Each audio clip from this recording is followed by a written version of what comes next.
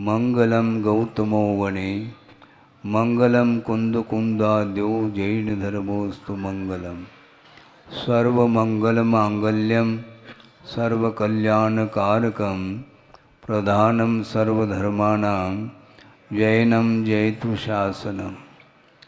अहिंसा परमो धर्म की, महावीर भगवान की। प्रातः स्मरणीय परम पूजाचार्य गुरुवर श्री विद्यासागर जी मुनि महाराज की जय। सागर जी महाराज की, समस्त आचार्य संघ की जय।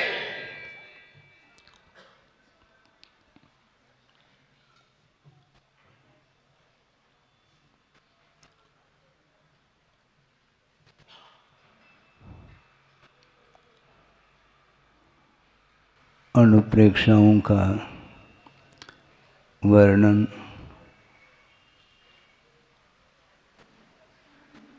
मिलता है और उसमें अनित्य अनुप्रेक्षा के बारे में प्रकाश डाला है।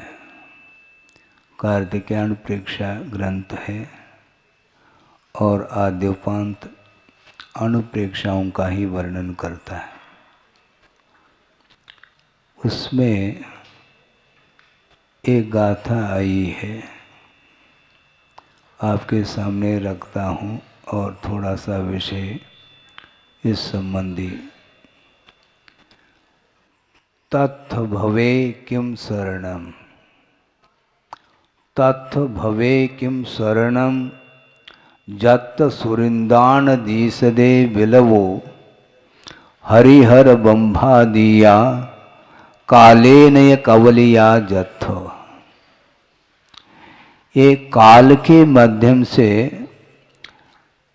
द्रव्य का, वस्तु का परिणमन निरंतर होता रहता है और चतुर्गति रूप संसार में संसारी प्राणी काल के माध्यम से ही परिणमन करता रहता है। निरंतर परिणमन करने की योग्यता उसके भीतर है और निमित्त की विवक्षा से द्रव्य के माध्यम से परिणमन होता है, ऐसा व्यवहार में आ जाता है। और तत् भवे किम शरणम, इस संसार में, भव अर्थात संसार में क्या शरण है।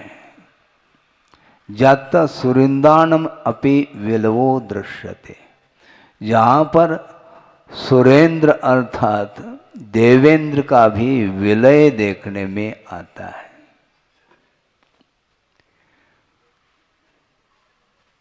हरिहर वंवादिया कालेन कवलिया जत्थ, विशिष्ट पद को धारण करने वाले लौकिक क्षेत्र के अपेक्षा से विशेष वैभव को धारण करने वाले जो जीव हैं, वे भी काल के चपेट में आए हुए हैं।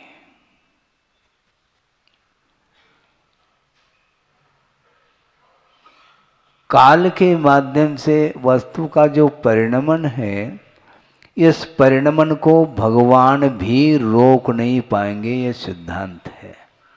हम और आपका रोकना कहाँ तक उचित है।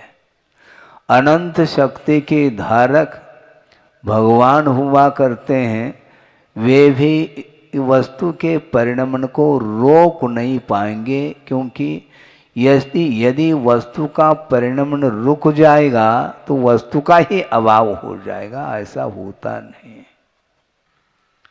निरंतर वह पर्यायें उत्पन्न होती हैं, मिटती हैं, उत्पन्न होती हैं, मिटती हैं। ये पर्याय का स्वरूप है और स्वरूप का बोध जब तक नहीं होता तब तक जिजीविषा बनी रहती है। जीने की जो इच्छा है, तुम इच्छा क्यों करते हो। जब तक आयु है तो आयु कर्म के आश्रित जीवन चल रहा है और बीच में यदि कोई विशेष निमित्त मिल जाए तो वो उसका मरण बिफोर भी हो सकता है, इसमें कोई संदेह नहीं। हम मरण से आपको बचा नहीं पाएंगे, भगवान भी बचा नहीं सकते, क्योंकि जातस्य मरणम ध्रुवम, ध्रुवम जन्म मृतस्य च, तस्मात् हे मध्यम पांडव माँ अत्र शोचनीयम। यहाँ तुम क्यों विचार करते हो, क्यों शोक का अनुभव करते हो? जन्म जिसका हुआ है, निश्चित रूप से मरण के बिना जन्म होता नहीं, और जन्म के बिना मृत्यु संभव नहीं है। और जन्म और मरण से ऊपर उठने के लिए ही ये सारी सारी साधना है। शुद्ध अवस्था प्राप्त होने के बाद भी परिणमन रुकेगा नहीं, तो महाराज फिर वहाँ सिद्ध परमेष्टि मोक्ष होने के बाद पुनः यहाँ पर आते हैं क्या? हम और आपके बीच में आएंगे नहीं, किंतु उनका परिणमन भी निरंतर बना रहता है। इसी का नाम वस्तु का स्वरूप है। स्वाभाविक पर्याय भी हमेशा बनी नहीं रहती। व्यंजन पर्याय के अपेक्षा से जो शुद्ध अवस्था है वह सादी अनंत पर्याय मानी जाती है। उस पर्याय की शुरुआत है और उसका अंत नहीं होगा, किंतु निरंतर उसमें भी नवीन नवीन पर्याय तरंग की भांति उत्पन्न होती रहती और मिटती रहती है, किंतु नवनवीन सुख का संवेदन उन्हें प्राप्त होता रहता है। और वैभाविक पर्याय जो संसार दशा में है, वो हमेशा उसमें भी परिणमन निरंतर होता रहता है। आप परिणमन को जान नहीं पाएंगे। स्थूल परिणमन तो दिखाई देता है, किंतु जो सूक्ष्म परिणमन है वह दृष्टिगत नहीं हो सकता। बालक है, नवजात शिशु है, उस बालक को बढ़ते हुए देखा आपने? नहीं देखा, लेकिन परिणमन उसमें हो रहा है। प्रति पल प्रति समय उसमें परिणमन हो रहा है। वह बाल्य अवस्था धीरे धीरे धीरे किशोर अवस्था की ओर वह बढ़ रहा है बालक, किंतु निरंतर जो बढ़ रहा है वह बढ़ते हुए परिणति को हम और आप देख नहीं पाएंगे। कल भी आपके गोद में बालक था और आज भी है। कोई अंतर देखने को मिल रहा है क्या? नहीं मिल रहा है। फिर मिलेगा क्या? नहीं, अंतर कालांतर में वह जा करके वह पर्याय पकड़ में आती है। इसलिए संसारी प्राणी वस्तु के स्वरूप को समझ नहीं पा रहा है, इसलिए मरण से भीति उसको होती है और जीवन की इच्छा हमेशा बनी रहती है। आचार्य कहना चाहते हैं, ये तुम इच्छा क्यों करते हो? इच्छा के द्वारा परिणमन थोड़ी होने वाला है। परिणमन स्वतंत्र है, वह किसी के अधीन नहीं है। और वर्तमान में आयु कर्म के अधीन आपका जीवन चल रहा है और एक दिन वह अस्त होगा जीवन का। इसलिए वस्तु के स्वरूप को समझने का प्रयास करिएगा। सागरोपम आयु जहाँ पर है, ऐसे जहाँ इंद्रादिक हैं, अहमिंद्र आदिक हैं, उनका भी जीवन का परिणमन प्रति समय हो रहा है। और जिस समय अंत होता है तो पर्याय परिवर्तित होती है। ऐसा स्थूल पर्याय के अपेक्षा से कथन करने में आता है। अभी भी इसी को बोलते आवीची मरण। आवीची मरण का अर्थ वीची बोलते हैं तरंग। तरंग क्रम से वह मरण हो रहा है। एक एक आयु के जो निषेक हैं, पुंज हैं, वह निर्जरित हो रहे हैं। और निर्जरित होते होते होते अंतिम जब निषेक निर्जरित होता है, उस समय इसका मरण हो गया, ऐसा कथन करने में आता है। आप जिस समय हंस रहे हैं उस समय भी आपके आयु के निषेक खिर रहे हैं, ये ध्यान रखो। हाँ, जिस समय आपका मन प्रफुल्लित है वह भी एक क्षण है, एक पर्याय है। हमेशा प्रफुल्लित अपने आप को पाना बहुत कठिन है। कुछ ही क्षण के लिए मान लो आप हंस रहे हैं, एक लिमिटेशन है। कब तक हंसोगे? दिन भर? संभव नहीं। कब तक रोएंगे? दिन भर? संभव नहीं। ये क्षण क्षण में ये परिणमन होता रहता है। कर्म के आश्रित ये सारे भाव उत्पन्न होते हैं और इसको रोकने वाला कोई भी नहीं। जत सुरेंद्रानमिपि विलवो दृश्यते, जहाँ पर सुरेंद्र का भी विलय देखने में आता है तो सामान्य व्यक्ति का विलय नहीं होगा क्या? होगा। फिर डरते क्यों? आप सर्प से डर रहे हैं, क्यों? सर्प से भीति नहीं, आपको मरण से भीति है, इसलिए सर्प से आपको भीति उत्पन्न हो रही है। व्याघ्र से भीति हो रही है, अजगर से भीति हो रही है, और कोई भी वन्य पशु से आपको भीति उत्पन्न होती है, उसके पीछे यही है तथ्य कि आपको मरण इष्ट नहीं है, जीवन इष्ट है। इसलिए वहाँ से आप भाग जाते हैं। तुम कहीं भी भागो, किंतु आयु कर्म के अधीन आपका जीवन चल रहा है। कितने भी आप सुरक्षित रहो, किंतु मरण अनिवार्य है। हम ताले में बंद हो जाएंगे, बंद हो जाओ, कोई बाधा नहीं। वहां पर भी परिणमन होगा, उसको रोकने वाला कोई भी नहीं है। फल जानते हैं? फल फ्रिज में रखा गया, क्यों? जल्दी से वह खराब ना हो और समय समय पर उसका हम सेवन कर सकें। कर लो आप। और उस फ्रिज में रखा गया उस फल को, और कब तक रखोगे? साल 2 साल रखोगे क्या? फ्रिज है महाराज? नहीं, उसमें भी परिणमन होगा, उसको रोका नहीं जा सकता। बाहरी वातावरण से सुरक्षित रखने के अपेक्षा से उसको आप रख रहे हो, किंतु वहाँ पर भी परिणमन काल विद्यमान है सर्वत्र, और उसका परिणमन हुए बिना रहेगा नहीं। इसलिए जीने की मरने की आशा होती है। यदि संसारी प्राणी बहुत संकट में घिर जाता है, विपत्ति में घिर जाता है, तो वह मरण इष्ट हो जाता है। मैं मर जाऊं, भगवान जल्दी उठा ले। अच्छा, वो उठा लेंगे? वो ये भाषा है आप लोगों की।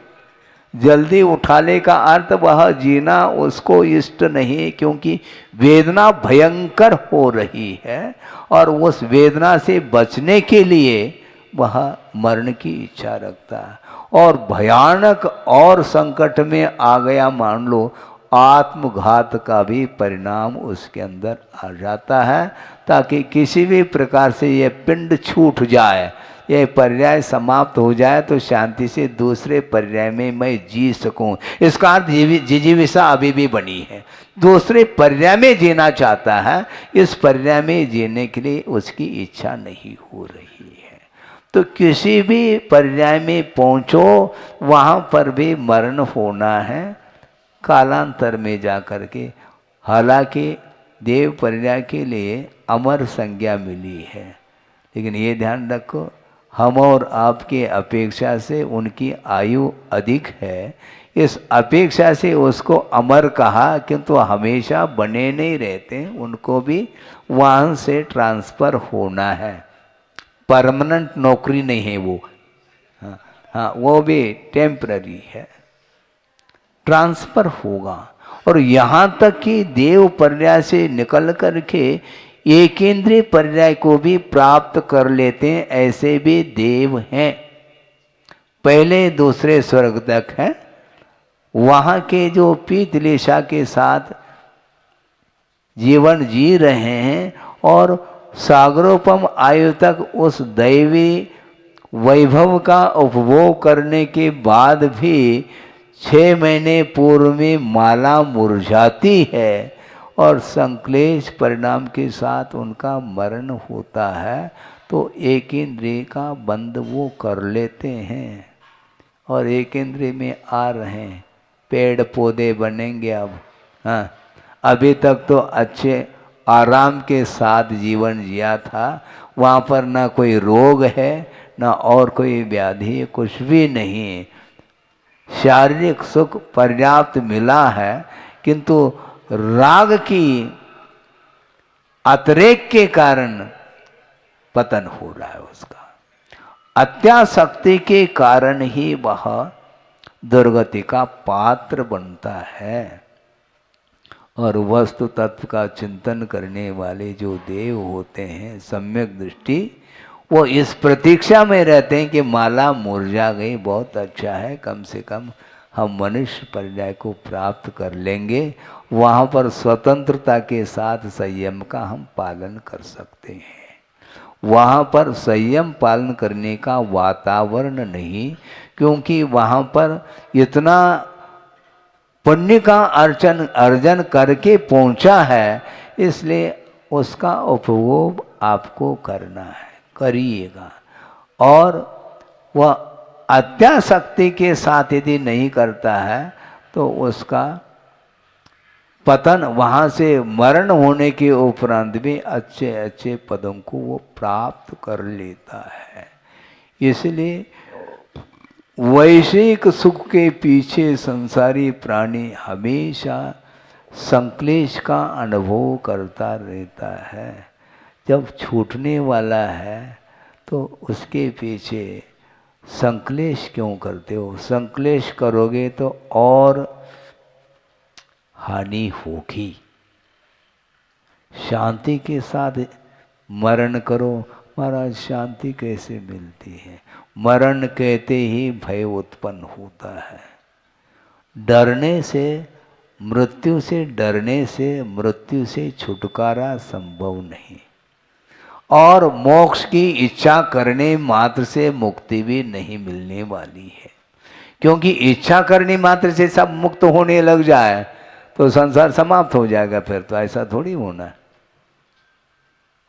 पुरुषार्थ करिए, इच्छा मात्र से मुक्ति नहीं मिलेगी, क्योंकि जो मुचलरी धातु है, क्रियापद है, वो छोड़ने के अर्थ में आता है, छूटने के अर्थ में नहीं। छोड़ने के अर्थ में विमोचन अर्थात छोड़ना, और नहीं छोड़ना चाहो तो छूटेगा। जब छूटना ही है तो छोड़ो ना, पहले से छोड़ो। महाराज कैसे छोड़े? आपने तो पकड़ा है और आपको ही छोड़ना है। किसी दूसरे ने पकड़ा है क्या? आपने पकड़ा है तो छोड़ो। मजे की बात है, प्रसंग याद आ गया। गुरुदेव के सामने एक व्यक्ति ने कहा कि महाराज ऐसी आदत पड़ गई है, वह आदत छूट नहीं रही है। काय की आदत है? महाराज बीड़ी पीने की आदत है। बीड़ी पीने की आदत है, बीड़ी नहीं छूट पा रहा। उन्होंने कहा मैं छुड़ा देता हूँ। कैसे? 2 उंगली के बीच में बीड़ी है, यूं कर दो, बीड़ी छूट जाएगी। है? बीड़ी ने आपको पकड़ा है क्या आपने उसको पकड़ा है? ये बीड़ी की बात हो गई। इसी प्रकार बेड़ी, हाँ, घर कारागृह वनिता बेड़ी, बीड़ी नहीं बेड़ी। हाँ, बीड़ी तो बहुत जल्दी छूट सकता है, बेड़ी छूटना बहुत कठिन है। वनिता परिजन है, रखवार है, ये सब संसार है, ये जाल है, कैसे छूटेगा? अपने आप यदि कर्म बंद होता है तो वह छूट भी सकता है, किंतु बुद्धि पूर्वक कर्म को बांधा है तुमने, और बुद्धि पूर्वक ही होश हवास के साथ विशुद्धि के माध्यम से कर्म का क्षय किया जा सकता है। अपने आप ऑटोमेटिक जो है ना कर्म का क्षय संभव नहीं है। कर्मों की निर्जरा करने के लिए तपसा निर्जरा च, तप के माध्यम से कर्मों की निर्जरा होती है। और तप के अभाव में भी कर्मों की निर्जरा जो होती है वह समय पर होती है, और उस निर्जरा से कोई भी मोक्ष मार्ग में हमारा कार्य सिद्ध होने वाला नहीं, क्योंकि वह ऑटोमेटिक वह निर्जरा समय पर हो रही है, और उसके साथ साथ कर्म बंध की परंपरा भी जारी है। इसलिए संवर पूर्वक करो तप प्राणी, ऐसा कहा, मिले मुक्ति रानी। हाँ, संवर पूर्वक आश्रव को रोकते हुए यदि मान लो निर्जरा हो रही है तो वह निर्जरा ही मोक्ष मार्ग में सहायक सिद्ध होती है। हाँ, पक्की बात है। नहीं है तो वर्गज स्नानवत चलता ही रहता वो, उस निर्जरा से कोई भी प्रयोजन सिद्ध नहीं होता। इसलिए कर्म को रोकने का पुरुषार्थ करो। जिन परिणामों के माध्यम से कर्म का बंध अथवा आश्रव हो रहा है, उन परिणामों को रोकने का पुरुषार्थ करना। और वो जो परिणाम उत्पन्न हो रहे हैं, जो संसार के लिए कारणभूत जो परिणाम उत्पन्न हो रहे हैं, उनमें भी कुछ न कुछ निमित्त उपस्थित हो जाता है, उनको छोड़ने का पुरुषार्थ करो। हाँ, अपने आप कर्म बंद नहीं होता। कर्म बंद के लिए कोई न कोई परिणाम सामने आता है, उसको ले करके ही कर्म बंद होता है। सोचो विचार करो, बड़ा अजीब सा लगता है, आश्चर्य करते हैं, किंतु आश्चर्य करने की कोई आवश्यकता नहीं, कर्म का ऐसा ही स्वभाव है। कितने रानी थी रावण के पास है? 18,000। सोचो विचार करो। हाँ, 16 सही है। हाँ, ये एक से तो बहुत बड़ी संख्या है। हाँ, 16,000 एक से एक सुंदर सुंदर रानी उपलब्ध होने के बाद भी उस दृष्टि पर स्त्री की ओर जा रही है। इसको बोलते हैं राग की चरम सीमा। इसीलिए उसका पतन होगा, और सीता का अपहरण कर रहा है, हैं? अब इसको क्या बोल, पागलपन नहीं है ये? पागलपन तो है, लेकिन होश हवास नहीं है उसके अंदर है। इसको क्या बोलते हैं? इसी को अज्ञात भाव बोला आचार्यों ने। अज्ञात का मुझे ज्ञात नहीं, इसका नाम अज्ञात, ऐसा नहीं।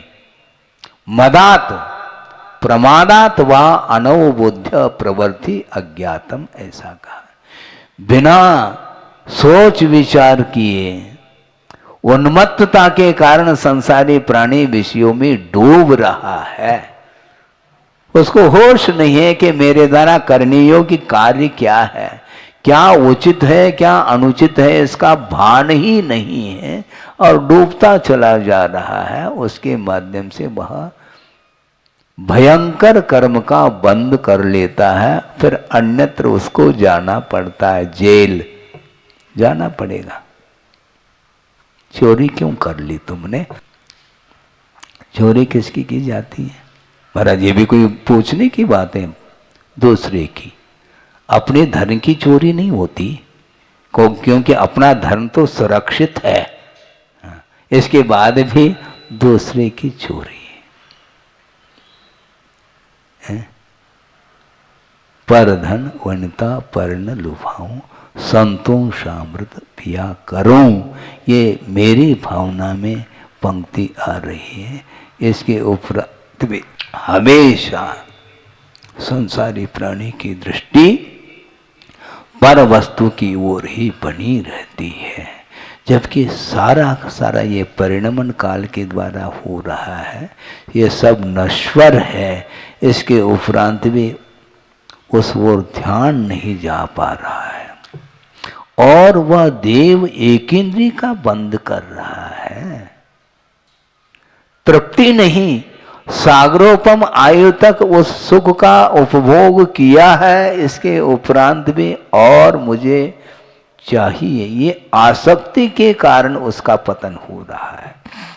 लोभ का अतिरेक माना जाता है ये।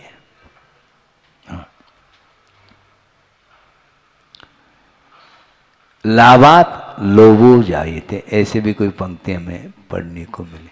लाभ मिल रहा है और लोभ और बढ़ रहा है, और है। ये क्यों? तोल करके सब्जी वगैरह देते हैं और बिल्कुल तराजू बिल्कुल बराबर पाल ली है, इसके उपरांत भी दो और डाल दो। और क्यों? और डालना है तो पैसा दे दो ना, क्या बात हो गई? 1 किलो तुमने तोल लिया है, ऊपर से क्यों? ये नीचे से आजू बाजू से ऊपर से क्यों भाई? और चाहिए तो 2 किलो ले लो, इसमें क्या दिक्कत है? नहीं, फ्री में। फ्री है, फ्री में है तो चले जाओ तुम फ्री में यहां से। मुफ्त में चाहता है और मुक्ति भी चाहता है, दोनों बातें हैं, समस्या खड़ी हो गई है। मुफ्त चाह रहा है और मुक्ति भी चाह रहा है? हाँ, अनंत बार खरीदा है, ध्यान रखो। इस भाव में खरीदा या नहीं खरीदा ये बाद की बात है, लेकिन जो खरीद रहा है उसको देखा जरूर है।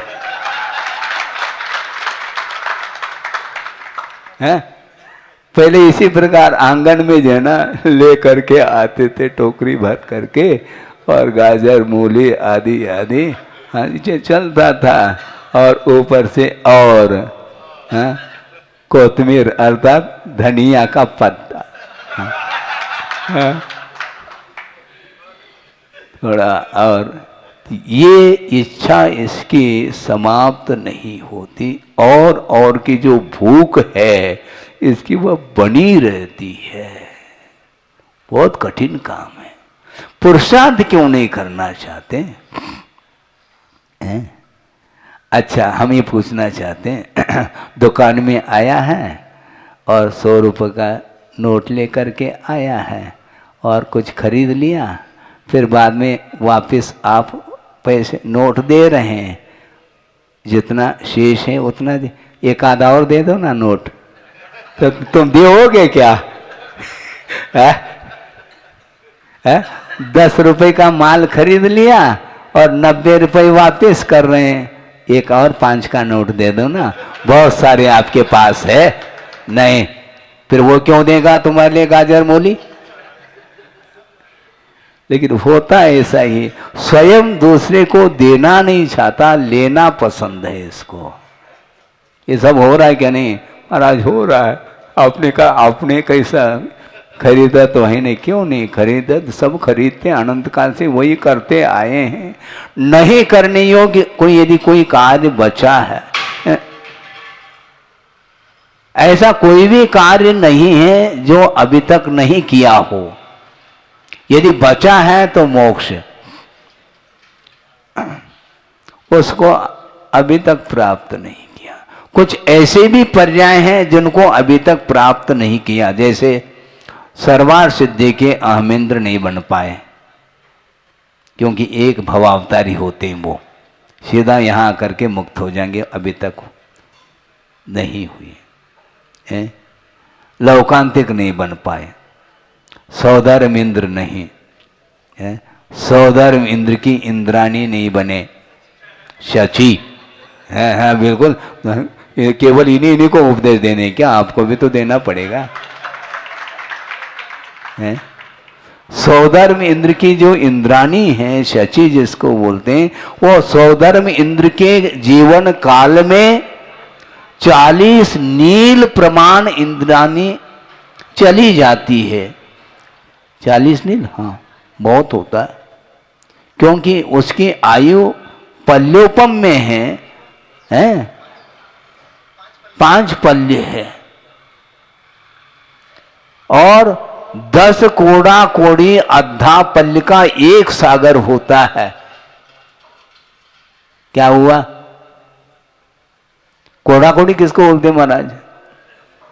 1 करोड़ को 1 करोड़ से गुना करने पर जो गुणनफल आता है उसका नाम 1 कोड़ा कोड़ी, और ऐसे 10 कोड़ा कोड़ी पल्य का नाम 1 सागर बोला है, और 2 सागर की आयु सौधर्म ऐशान में कुछ अधिक भी है, गाथा इसकी अपेक्षा। तो 2 सागर जिसकी आयु है मान लो इंद्र की, तो उसके जीवन काल में 40 नील प्रमाण इंद्राणी निकल जाती है।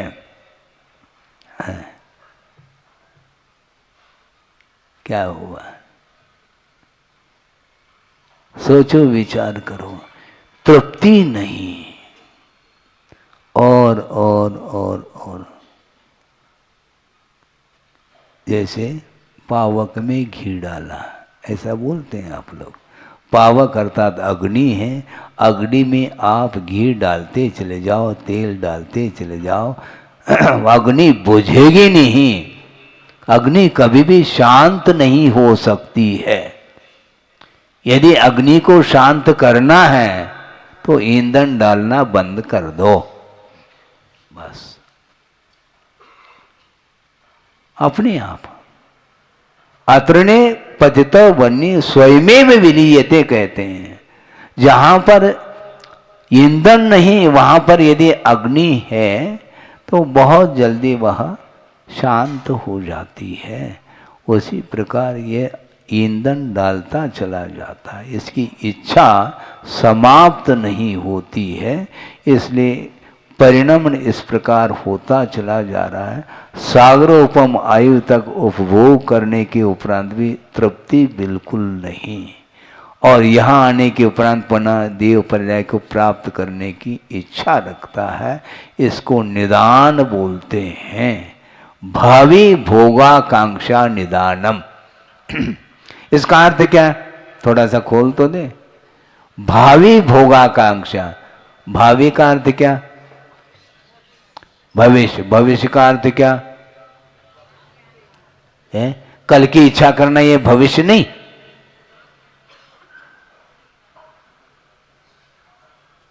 वर्तमान को छोड़कर के जो अनागत काल है उसी को भविष्यत बोलते हैं।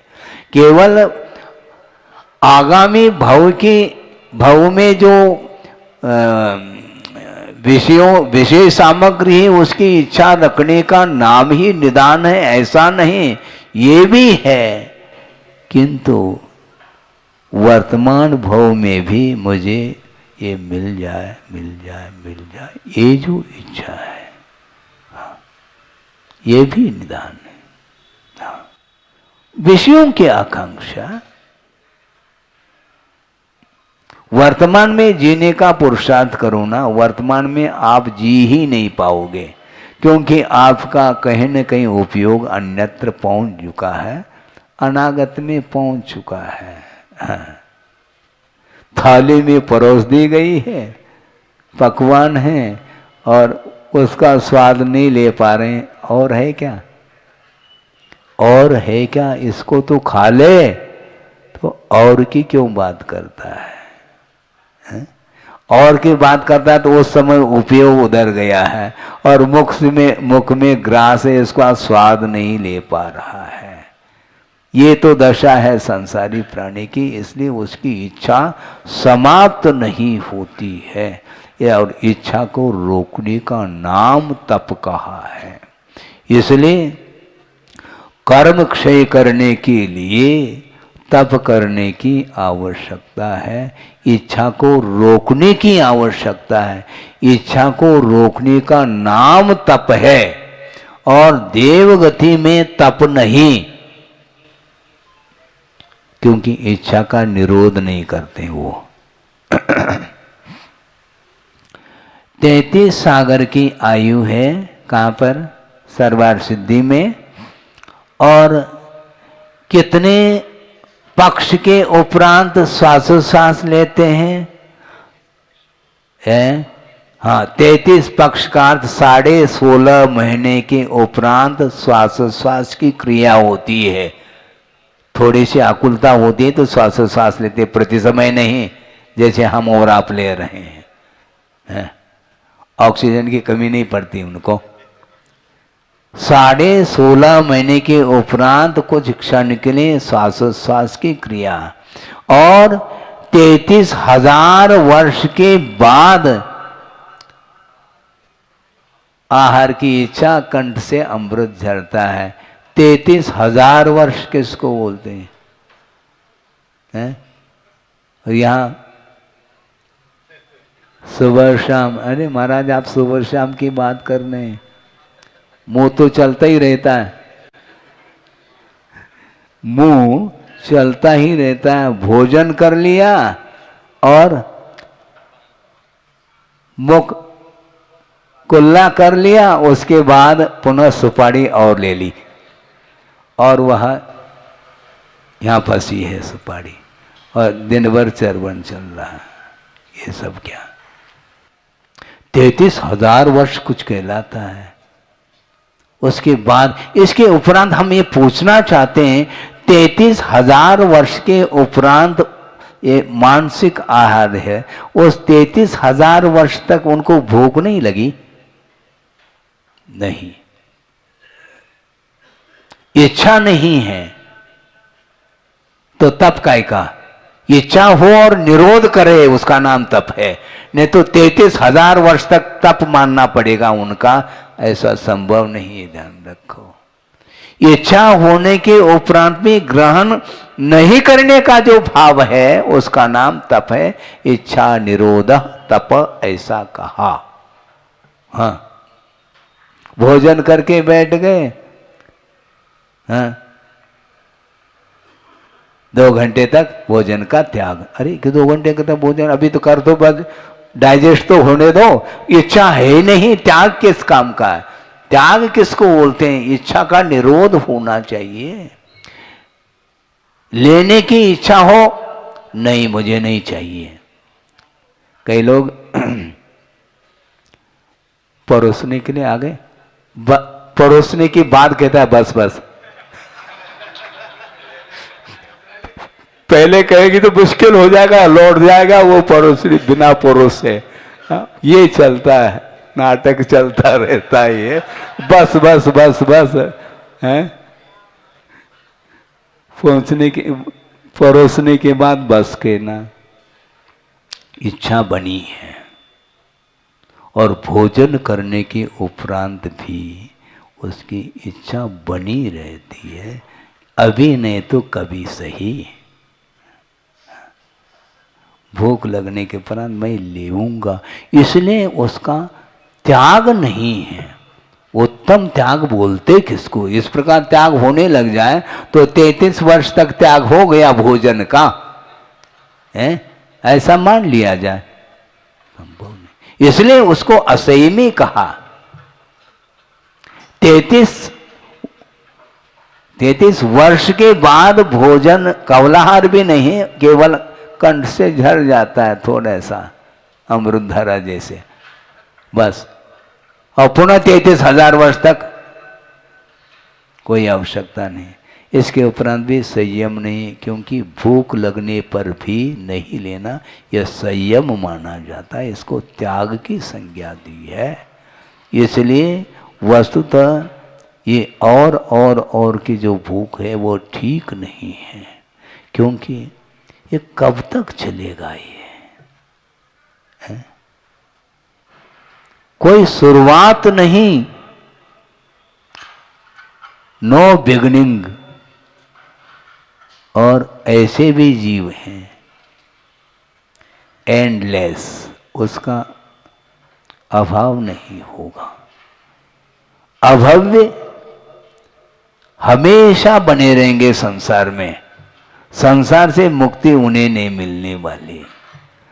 चतुर्गति में परिभ्रमण कर ले, ये अलग वस्तु है, किंतु संसार से मुक्ति नहीं। महाराज कैसा होगा उनका, कैसा क्या, ऐसा क्यों, क्यों मत पूछो, तर्क से स्वभाव रहता दूर। ये स्वभाव है उनका, किसी ने अभव्य बनाया हो ऐसा नहीं, नेचुरल स्वभाव है उसका, बनाया नहीं। ये कर्म निरपेक्ष भाव माना जाता है, पारिणामिक भाव।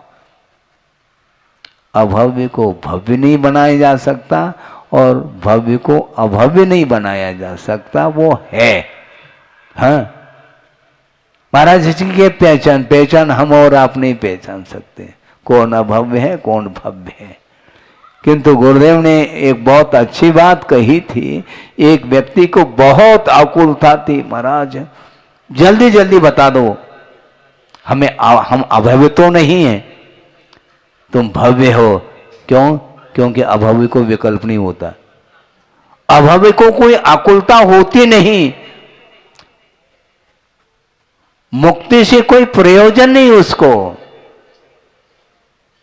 क्योंकि श्रद्धान है नहीं मोक्ष का। उसे कभी भी अपने जीवन में सम्यक की उत्पत्ति होगी नहीं और मुक्ति की कोई इच्छा नहीं, बस हमें विषय मिलते रहे, बस हमेशा संसार में हम घूमते रहेंगे। बड़ी विचित्र दशा। स्कूल जब जाते थे उस समय का एक प्रसंग याद आ गया। एक सर थे, हिंदी पढ़ाते थे वो, और प्रसंग पता नहीं क्यों आ गया, स्वर्ग की बात छिड़ गई और उन्होंने भी अध्ययन किया होगा, जैन थे वो, लेकिन वो कहते थे स्वर्ग में क्या रखा है, कंठ से थोड़ा सा अमृत झरता है, वहां पर ना हलवा है ना पूड़ी है ना कुछ है ही नहीं है। वहां पर क्या है, वहां पर कुछ नहीं मिलते, वहां ठडूला वहां पर नहीं मिलता। इसमें जो रस आता है उसमें क्या आएगा महाराज। अब उनके लिए क्या कहा जाए, जब स्वर्ग में कोई उनको रस नहीं आ रहा है, फिर मुक्ति में तो वो भी नहीं मिलेगा, फिर क्या कर लोगे महाराज, हम इतना ही ठीक है, क्या करें। ये बौद्धिक जो सुख है, जो इंद्रिय जन्य जो सुख है, ये सुख की वह कल्पना, इसमें जो उसको आनंद आ रहा है कि महाराज हम भव तक यही मिलता रहे, इसको निदान बोलते हैं। अरे इसमें क्या सुख है, लेकिन इसमें सुख नहीं। आप दुखी हैं, बोलो आप दुखी हैं क्या, सही सही बोलो, है? दुखी हैं, आपको दुख का अनुभव हो रहा है? अच्छा, अभी क्या है बताओ, सुख है, इसलिए तो नहीं जाएंगे, घर नहीं छूटेगा तुम्हारा। हाँ, ये तो समस्या है। ये सुख और दुख जो है ना, ये लगा हुआ है, कभी धूप कभी छाव वाली बात है।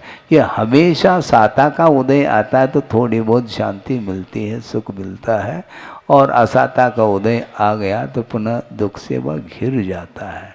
इसलिए हमेशा के लिए इंद्रियजन्य सुख का अभाव हो जाएगा तो अनंत काल तक इंद्रियातीत सुख का अनुभव, प्रति समय अनंत सुख मिलेगा, लेकिन ये छोड़ना पड़ेगा वर्तमान का सुख। वर्तमान का तुम सुख छोड़ोगे तो अनंत सुख एक एक समय में मिलता चला जाएगा और अनंत काल के लिए, हमेशा के लिए दुख मिलेगा ही नहीं, क्योंकि कर्मातीत जीवन चलेगा, शरीरातीत वह सुख मिलेगा। शरीर में जो सुख क्या रखा है, लेकिन फिर भी छोड़ना नहीं चाहता। ये तो समस्या है। श्रद्धान होने के उपरांत भी राग छूटता नहीं। यही असंयम का प्रभाव है। हाँ, नहीं छूटता। वो छोड़ने का प्रयास करो, थोड़ा सा पुनः वापिस वही। हाँ। छोटा बच्चा होता है, आप लोग ले आते हैं, वो घर में उसका मन नहीं लग रहा, हम भी आएंगे, हाँ बेटा आ जाओ, तो आ जाता है पिताजी के साथ। आ गया, यहाँ आ गया, और यहाँ नहीं कि घरे चलो, वहां से यहाँ आ गया, यहाँ से पुनः वहां। उसका मन लगता नहीं। बस कहाँ लगता है? जहां लगता है लगेगा उसका। तो यही स्थिति है संसारी प्राणी की। वह और उसकी भूख मिटेगी नहीं कभी भी। नरक पहुंच जाता है पाप के अर्जन के कारण। वहां जाकर के पश्चाताप करता है, हे भगवान, हाँ कहाँ आ गया। अतीत का रिकॉर्ड, इतिहास सामने आ जाता है जाति स्मरण के माध्यम से अथवा अवधि ज्ञान को अवधि ज्ञान आदि के माध्यम से। वह पूर्व जीवन सामने आ जाता है। हे भगवान, हमने ऐसा कृत्य किया, अब नहीं करूँगा। इस प्रकार भाव हो गया और मनुष्य आयु का बंद करके यहाँ आ जाता है। यहाँ आने के उपरांत वही हवा लगती है कि पुनः वही घोड़ा, वही मैदान। कौन समझाए उसको? नहीं समझ में आता है। जब दुख सामने आ जाता है तो उस दुख से उभरने की बात करता है, और सुख मिलते ही दुख को भूल जाता है, और करुणा के साथ कहने के उपरांत भी वो छोड़ना पसंद नहीं करता। यही संसार का स्वरूप है। कहाँ तक कहा जाए, आपका समय हो रहा है। इसी प्रकार कोई न कोई प्रसंग बना करके थोड़ी बहुत मनोरंजन करके, हमने भी सोचा कि मनोरंजन करने से इनको सुख मिलता है तो कर लो थोड़े बहुत, दिक्कत क्या है। लेकिन वह तात्कालिक मनोरंजन है, बाद में सब पुनः वापस वही। इसीलिए आप लोग स्वाध्याय करें और वस्तु का क्या स्वरूप स्वभाव है उसके बारे में समझने का पुरुषार्थ करेंगे तो निश्चित रूप से संसार से भीति उत्पन्न होगी और उस विषयों से ऊपर उठने का भाव आएगा, निश्चित आएगा। घबराओ नहीं तो हम महाराज आप यहाँ पर आ जाते हैं, हमें तनाव बढ़ जाता है। तनाव बढ़ाना नहीं चाहते, किंतु यथार्थ वस्तु का क्या स्वरूप है उसको बताना भी तो पड़ेगा, नहीं तो कैसे संसार से मुक्त होगे। हाँ, समझाना पड़ता है। हाँ, जैसे आप लोग बच्चे को समझाते हैं, ढोक दे बेटा, वो ढोक नहीं देता, दिलाते रहते हैं ढोक। पाँव पड़ ले तो पापड़ ले करके आता है, पाँव पड़ ले, वो समझता नहीं, वो पाँव पड़ ले तो वो पापड़ ले करके आ गया। क्या करे वही वो खाने पीने की बात बहुत जल्दी समझ में आ जाती है, किंतु भाव को पकड़ना बहुत कठिन होता है। इसलिए हम जो बोल रहे हैं भाव समझ में आ रहा है कि नहीं हमारा है, भाषा समझ में आ रही है, मातृभाषा ही नहीं, थोड़ी बहुत बोल लेते हैं, मनोरंजन कर लेते हैं क्योंकि आपका मन लगता है, किंतु मनोरंजन ना करो, वस्तु का स्वरूप जानो और जान करके हमारे लिए ग्रहण करने योग्य क्या है, छोड़ने योग्य क्या है, इसका परिज्ञान होने के उपरांत अपनी शक्ति के अनुरूप पंचेंद्र के विषयों को छोड़ते चले जाओ। निश्चित रूप से आत्मा का कल्याण हो सकता है। हो इस पवित्र भावना के साथ अहिंसा परमो धर्म की मन में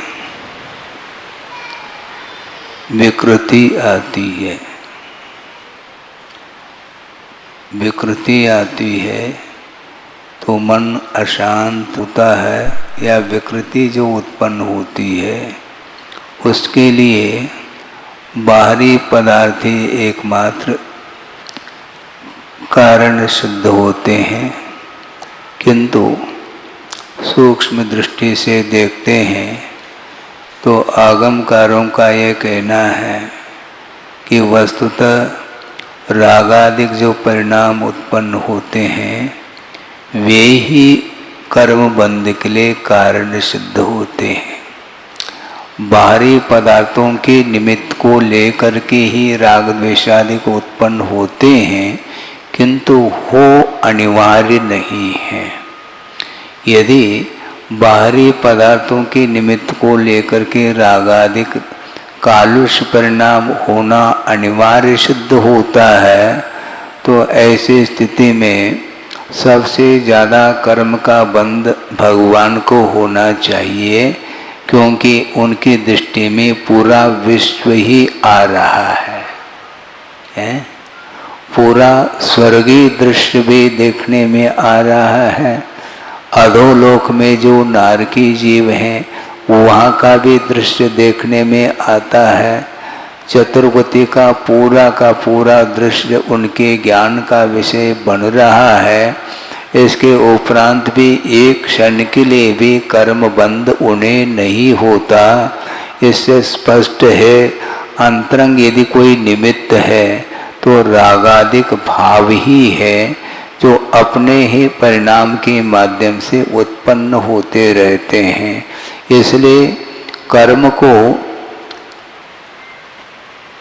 क्षय करने के लिए उपदेश है, बाहरी पदार्थों से बचना चाहिए, किंतु बचने के उपरांत भी पूर्व के कुछ ऐसे संस्कार रहते हैं अनादिकालीन।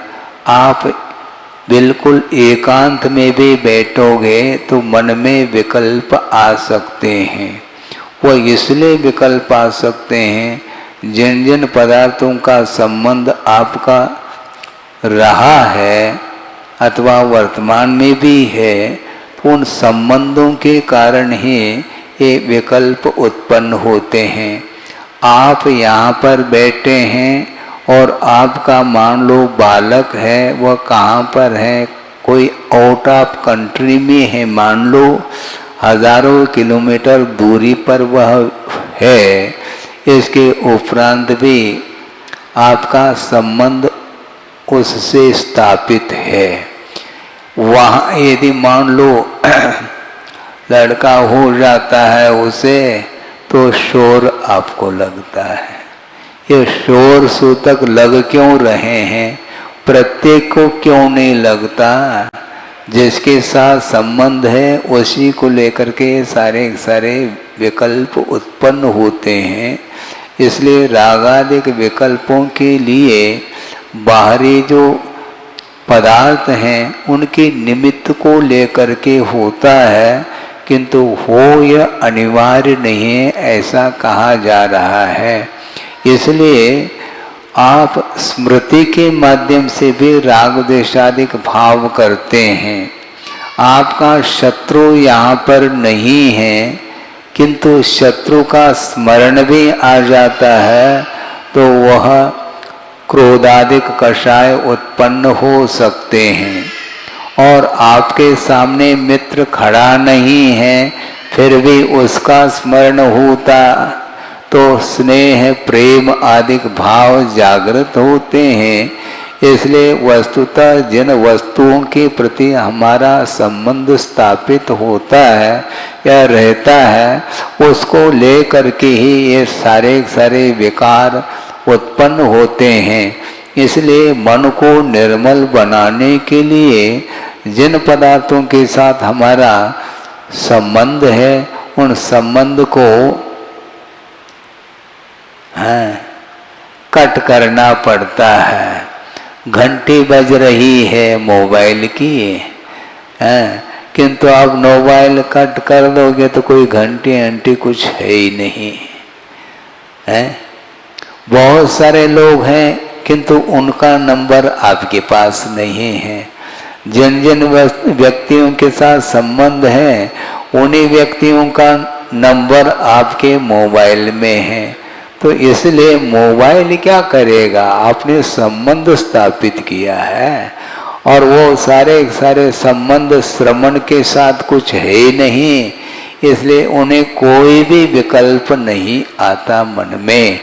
इसलिए परिणामों को उज्जवल बनाने के लिए देव, गुरु और शास्त्र को यदि हम अपने उपयोग का विषय बनाते हैं तो बहुत ही आसानी से कर्मों से बचा जा सकता है। अपने आप कर्म का बंध नहीं होता। यदि अपने आप कर्म का बंध होता है तो अपने आप कर्म का क्षय भी हो सकता है, किंतु ऐसा होता नहीं, क्योंकि परिणाम संसारी प्राणी कर लेता है, उसके कारण ही कर्मों का बंध होता है। और बंद होने के उपरांत भव भवांतर तक वह कर्म चला जाता है। आपका शरीर तो यहीं पर अवसान को प्राप्त हो जाता है, अंत्येष्टि हो जाती है, किंतु आत्मा के साथ गया कौन है? आत्मा के साथ या तो पुण्य कर्म साथ चला जाता है अथवा पाप कर्म साथ चला जाता है, धर्म साथ चला जाता है अथवा अधर्म साथ चला जाता है।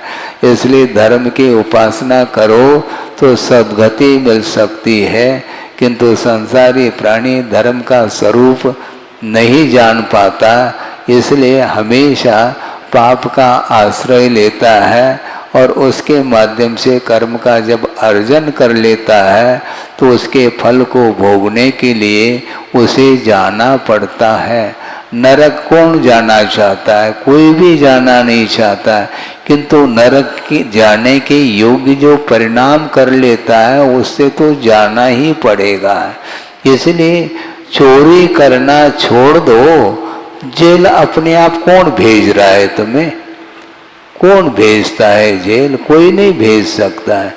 यदि भेजता है तो सभी को भेजना चाहिए, ऐसा होता नहीं। इसलिए हम जैसे कृत्य करते हैं तो उसके अनुरूप ही हमें फल मिलता है। इसलिए अपनी करनी को सुधारने का प्रयास करना चाहिए। भविष्य को यदि उज्जवल बनाना चाहते हैं तो वर्तमान को आप उज्जवल बनाइएगा। वर्तमान जीवन पर ही भविष्य टिका हुआ है, भविष्य और कोई भी वस्तु नहीं है। जो वर्तमान में करेंगे वैसे उसका फल आपको मिलेगा। इसलिए संसार से ऊपर उठने के लिए बहुत ज़्यादा बड़े बड़े पोथी पढ़ने की आवश्यकता नहीं है, किंतु संसार के निर्माण के लिए कौन से पदार्थ कारण हैं और कौन मोक्ष प्राप्त करने के लिए साधन है, इस प्रकार आप थोड़ा सा ज्ञान प्राप्त कर लेंगे तो अपने आप ही रास्ता बिल्कुल बहुत प्रशस्त होता चला जाता है। पंचेंद्र के विषय पतन के लिए कारण है और उत्थान के लिए देव शास्त्र गुरु का आलंबन ही कारण है। इस प्रकार अपने उपयोग के द्वारा, मन के द्वारा समझते हुए अतीत के सारे कृत्यों को भूल करके हम जीवन में जो शेष जीवन बचा है उसमें अपने परिणामों को उज्जवल बनाने का पुरुषार्थ करते हैं। निश्चित रूप से स्वयं का भी कल्याण हो सकता है और परिसर के ऊपर भी उस धर्म का प्रभाव पड़ सकता है। इसलिए वर्तमान में धार्मिक वातावरण निर्मित करने की आवश्यकता है। आप बड़े बाबा जाते हैं तो वहाँ पर अलग विशुद्धि, और वहाँ से नीचे आते हैं तो अलग विशुद्धि, और गेट के बाहर चले जाते हैं तो अलग विशुद्धि। ये सब होता है। गाड़ी में बैठ गए तो गए, फिर वहाँ की हवा लगेगी, यहाँ की हवा समाप्त हो जाती है। इसलिए हमारा संक्षेप में यही कहना है, आप कहीं भी रहो किंतु भगवान को अथवा प्रभु को और गुरु को भूले नहीं। उसके माध्यम से ही हम अपने गंतव्य को प्राप्त कर सकते हैं। इतना ही पर्याप्त है। अहिंसा परमो धर्म की जय।